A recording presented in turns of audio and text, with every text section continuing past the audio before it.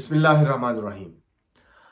Chief justice retired Gilgit Baltistan के affidavit को लेकर पाकिस्तान के अंदर एक खबरों, तज्जियों और तबसरों का एक तूफान है जो कि थमने का नाम नहीं ले रहा।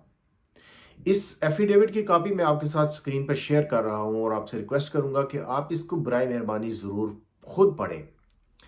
मुख्तसरन मैं ये बयान कर देता हूं कि जुलाई 2018 का ये हवाला देते हैं जनरल जो जस्टिस राना शमीम साहब हैं कि उस महीना में जो जस्टिस साकिब निसार हैं, chief justice of supreme court of Pakistan, वो इनके पास छुट्टियां मनाने के लिए तशरीफ़ लाते हैं। जब वो रेस्ट हाउस में ठहरे हुए थे तो राना साहब भी उनके पास मिलने के लिए गए और उन्होंने देखा कि जस्टिस साकिब निसार साहब जो हैं वो बहुत बेचैन हैं और अपने जो रजिस्ट्रार है उसको बार बार फ़ोन करके कह रहे हैं कि मेरी जो है ना वो जस्टिस उमर फारूक के साथ बात करवाओ।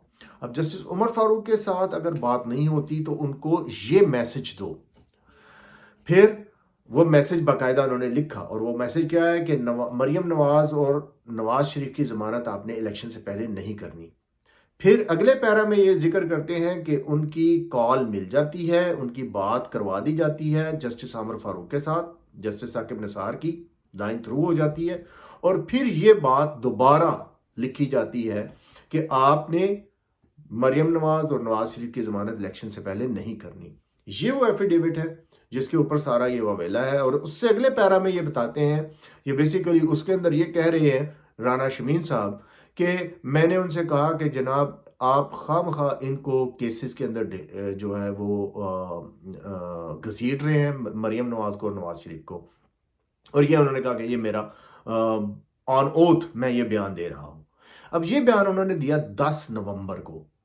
ये बात आपने ज़हन में रखनी है कि 6 नवंबर को जो राना शमीम साहब हैं उनके भाई पाकिस्तान के अंदर वफात पा जाते हैं। ये मौसूफ अमेरिका से इंग्लैंड आते हैं और इंग्लैंड इस दौरान इंग्लैंड आए हुए हैं और यहां से 10 नवंबर को ये रिलीज करते हैं और उसके बाद ये पाकिस्तान जाते हैं। पाकिस्तान जाने इन्होंने ये ज़रूरी नहीं समझा कि अपने भाई की आखिरी रसूमात में शिरकत करें।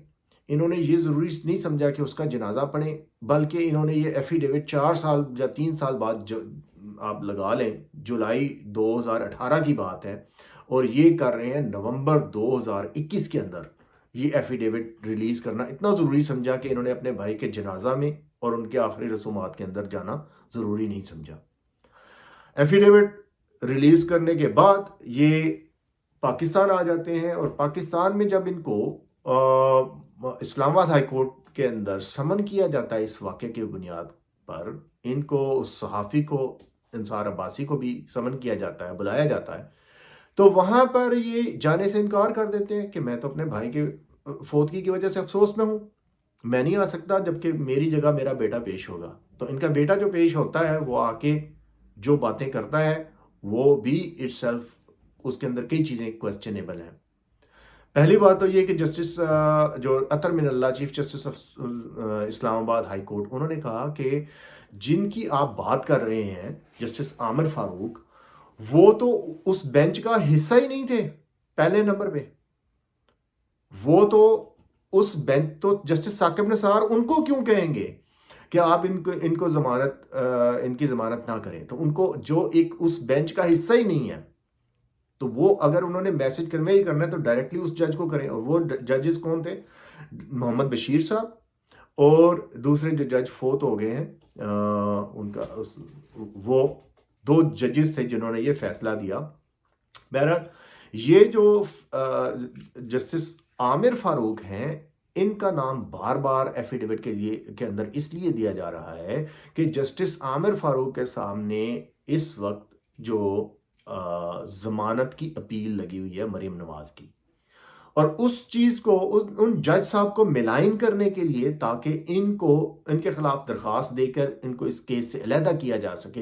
पहले तो इसके ऊपर कई दफा वकील को बदला गया, वकील बदलने के बाद बार बार तारीखें ली गई और तारीखें लेने के बाद अब यह हरबा इख्तियार किया जा रहा है कि इन जज साहब को ही मिलाइन कर दिया जाए ताकि उनको इस केस से अलहदा किया जा सके। हमारे जो अरबाब इख्तियार हैं, हमारे जो ताकतवर हैं लोग, वो आप देखें कि कानून के साथ किस किस किस्म का मजाक उड़ाते हैं।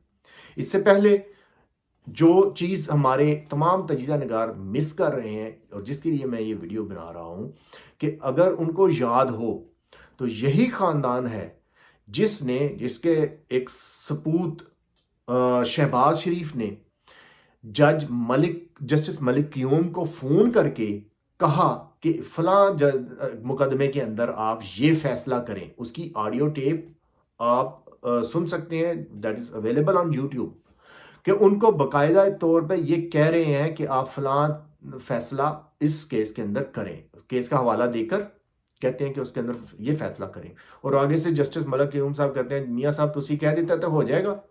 ठीक है, ये इस किस्म के लोग हैं।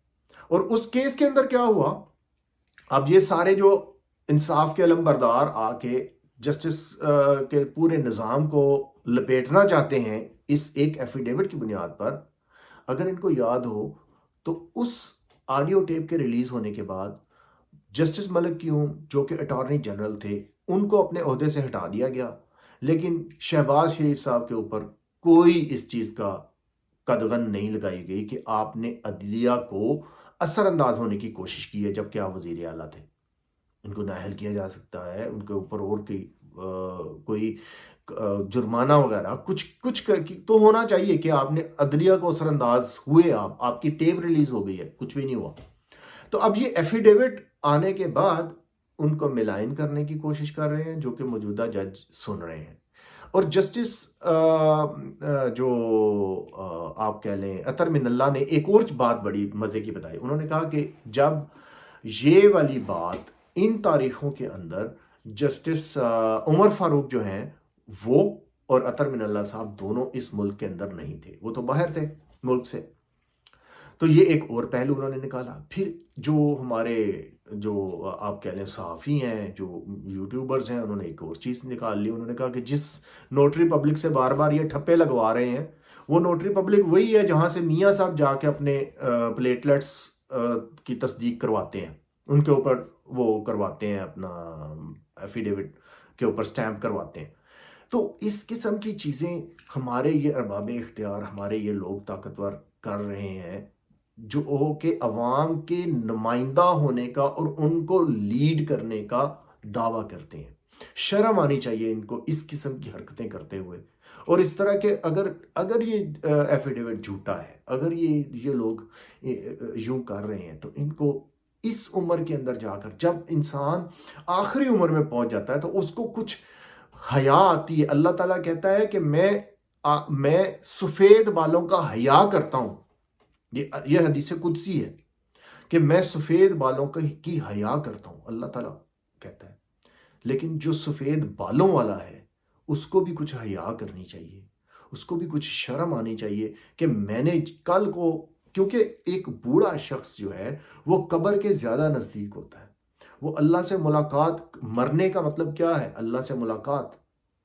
और जो जो कुछ दुनिया में आमाल किए उनका हिसाब किताब, तो वो उसको भी कुछ ख्याल करना चाहिए कि वो आगे आमाल का क्या आमाल लेकर जा रहा है। तो जो आम तौर पर हमारे यहाँ एक एक नॉर्म है, एक देखा जाता है कि जो लोग बुढ़ापे की तरफ जाते हैं तो वो अपनी चीज़ों, अपनी कमियों, कोताहियों, कमज़ोरियों के ऊपर काबू पाने की कोशिश करते हैं और ऐसे इकदाम करते हैं जिनसे उनकी आखिरी ज़िंदगी जो है, आखिरत की ज़िंदगी वो बेहतर हो।